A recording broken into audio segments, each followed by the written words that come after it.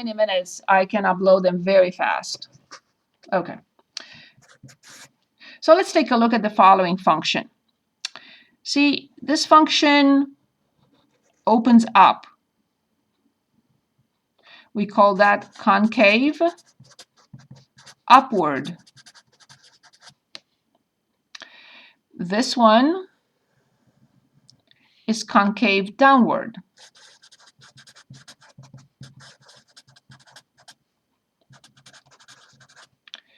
And when these 2 points meet, or are the same, I should say, here's what happens.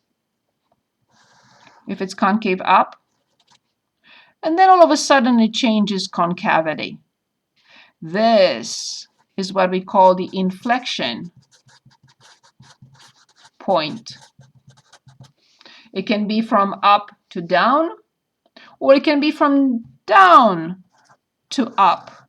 This is what it's called the inflection point. So this, and this, the inflection points and concavity will be given by the second derivative. So I'm going to choose a simple problem first, and then I'll let you choose. Yes, I'm going to work on a polynomial because they are easy to work with, and then we'll choose anything else. Okay, so I'm going to choose f of x equals 3x cubed minus 36x and minus 3. So what I really want here is everything. I want everything that we can find about the function from the first derivative, and I also want everything that we can find about the function from the second derivative. So in addition to what we just looked at, I want to add these two. So what is our first step? What do we need to do first? Find f prime of x. Thank you very much. Can anyone give us f prime of x? 9x squared minus 36. Excellent. What will be our next step? Well done. To find the second derivative?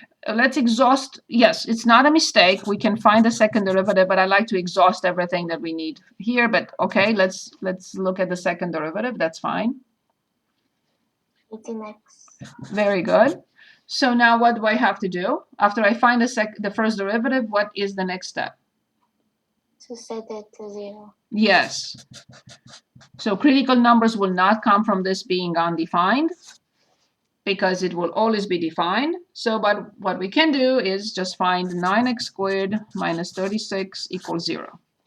That's why I reviewed this formula with you on the first day of classes, so we don't stumble now. So what do I need to do?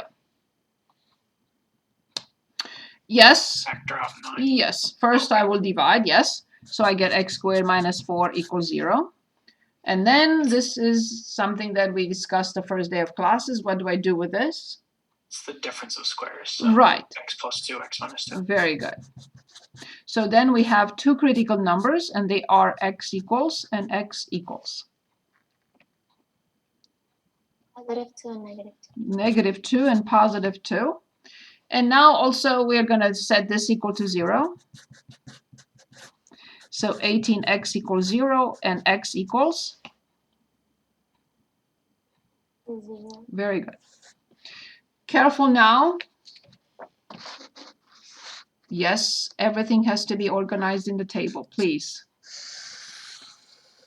I promise you I'm not going to add anything else. So the first derivative, the function, and that's it. The second derivative and no more. Please understand this table and work with me, please. This is very important. It's a polynomial, it's defined everywhere. I am going to put in the table exactly what I need for now. So I have negative 2, I have 0, and I have 2. Negative 2 and 2 make f prime 0. So a 0 right under 2 and negative 2. And then I'll come back and determine the value of the function at those points. Notice that 0 is for the second derivative right here. but I also have to find the y value. I'm going to put the function in the graphing calculator and plug in -2, 0, and 2 and get these numbers. That's our next step. So I'm going to share my screen. Okay, here it is. In y equals, clear. The function is 3x cubed.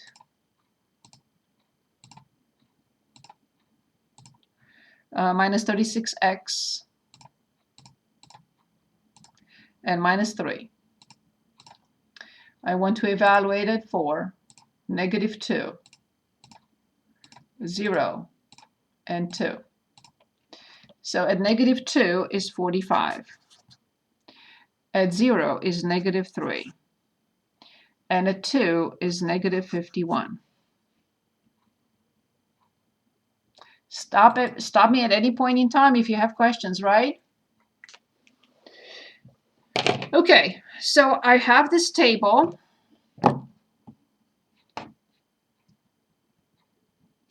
First, I want to study the sign of the derivative, the first derivative. So remember, this is the first derivative right here. Please plug in a number to the left of -2 and just give me the sign. Please plug in 0 and give me the sign. And please plug in a number to the right of 2 and tell me the sign. I don't need any calculations. I don't need any number. I just need the sign. Would be positive, negative, then positive. Excellent. Good. At this point, this is how I check my work and make sure that I don't have an error in the table. So I also know that the function has n behavior, right? So we know limits. If x approaches -infinity, which of these three terms is the most powerful at -infinity? 3x cubed. Right. So if x approaches -infinity, where will this go? Negative. Infinity. Very good, right here. Now when x approaches infinity, where will this go? Infinity. Very good. Again, this is the moment of truth. These two rows, if they do not work together, if they are not in sync, then I'll say oops and start again. Okay, let's see. What does the function do from -infinity to 45? It's bigger. Increases. Is that supported by the sign of the first derivative? Yes. What does the function do from 45 to -3? Decreases. Is that supported by the sign of the first derivative? Yes. What does it do from, this is the first example, that's why I'm so slow. But you will see we're not going to discuss this so much, right? It's very clear now, but I just want to make sure everyone is on board with this. -3 to -51, what does the function do? Decreases. Is that supported?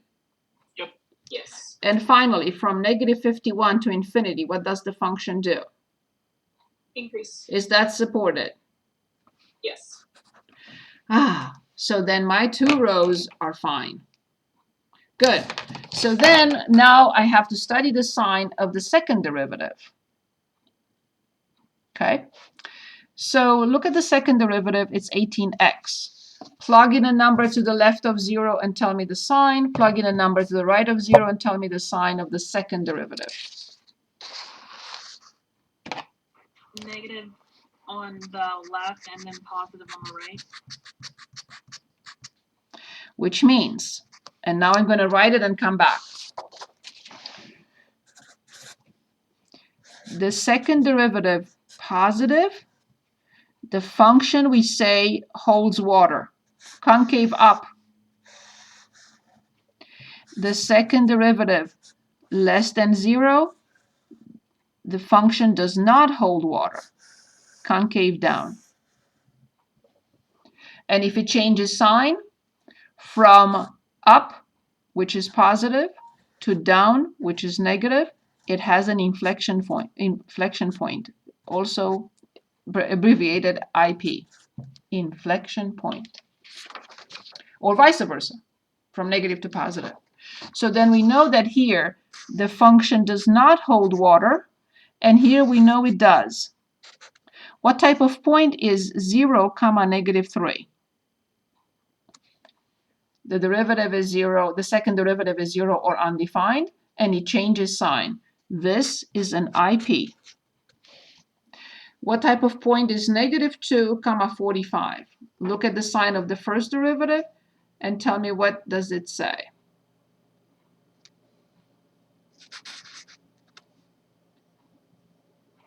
Max. Thank you very much. What type of point is 2, negative 51? A min. That's it. Based on all this, we're going to graph functions. Now you I have understand? a really quick question. Yes? So if you were, I guess you'll show us when you graph it, but is the point 0, 3, negative 3, or negative 3, 0? 0 for x, negative 3 for y.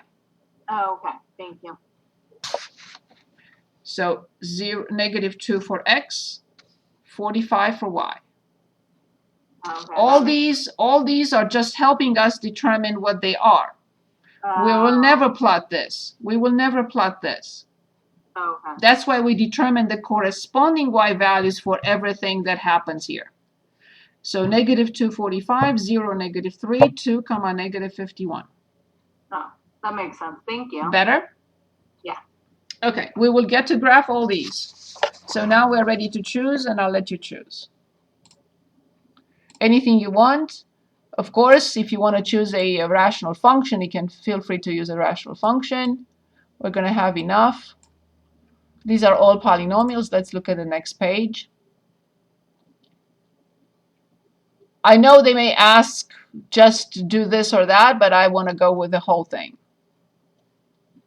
Because we're putting them together now, the first derivative and the second derivative together. Also, I would like to choose a problem like this. Extremely interesting and important, because that will cement your understanding of the table. Once you understand the table, you will have no difficulties in graphing any function.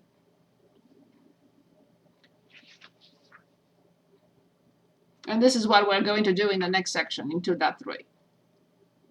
So that's for us for Thursday.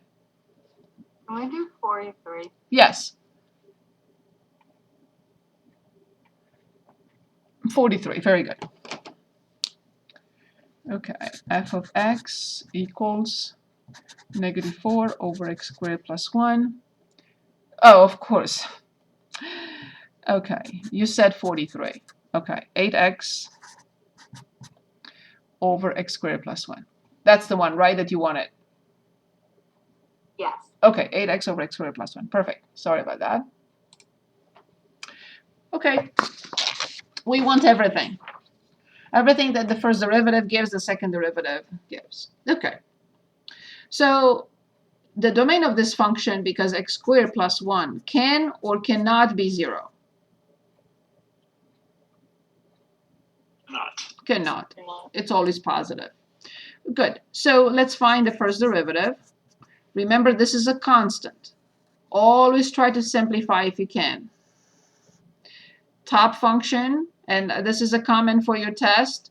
Some of you, instead of writing f prime g minus f g prime over g squared, wrote f g prime minus f prime g, and I could not give more than 0 for that. So please I wrote one prime times 2 on the test. Like, is it okay that I wrote the 1 and the 2 rather than? Oh, that's fine. But what I'm saying is, someone wrote this. Oh, okay. And that's completely incorrect. So the top function is 1, prime is 1, so this is x squared plus 1 minus the top times the denominator 2x. I'm not rushing here, but I would like to finish before, if we can. If we cannot, then we'll leave it for Thursday. So this is 8. So negative 2x squared plus x squared is negative x squared and plus 1 over x squared plus 1 squared. And I have to factor out negative 1 because the top is x squared minus 1 over x squared plus 1 squared. So negative 8 x plus 1 x minus 1 over x squared plus 1 squared. Yes, the second derivative will be more involving. So let's start the table. So f prime of x, f of x. I'd like someone to tell me when to stop because I don't want to take your time. And we can finish it up on Thursday. That's no problem. Okay. So when I set this equal to 0, we do know that we have negative 1 and 1 for sure. Because the denominator cannot be 0, but the numerator can, negative 1 and 1, right? So here's the 0, here's the 0, critical numbers, right? We have to determine this. So I have to plug it in the original function. So negative 1 and 1 will not make any difference because it's 2 in the denominator. Negative 8 over 2, this will be negative 4, and 8 over 2, which will be 4. So now I need to establish the sign of the first derivative. And I will not plug in this. It will be a waste of time because this is always positive. So I will plug in negative 10, negative, negative, negative. So 3 negatives. And when I plug in 0, I get positive. 0 with negative 8 times negative 1. And the same thing on the other side. Also, we have to determine these limits. So when we determine the limit of 8x over x squared plus 1 at infinity, obviously we get 0. How do I know? You can use L'Hopital's rule. 8 over 2x, still 0. So this is 0 here and 0 here. I'll stop after we just put in the sign because the second derivative will take longer to determine. I don't want to keep you over. So now is the moment of truth. From 0 to negative 4, what does the function do? Decrease. And it's supported. What does it do from negative 4 to 4? Increases. Yes. What does it do from 4 to 0? And it's supported. Decreases. Right. So this is definitely negative 1, negative 4 is a relative min, as we see, and 1 comma 4, right? Positive and negative, so it's a relative max. But it will take me a few minutes to differentiate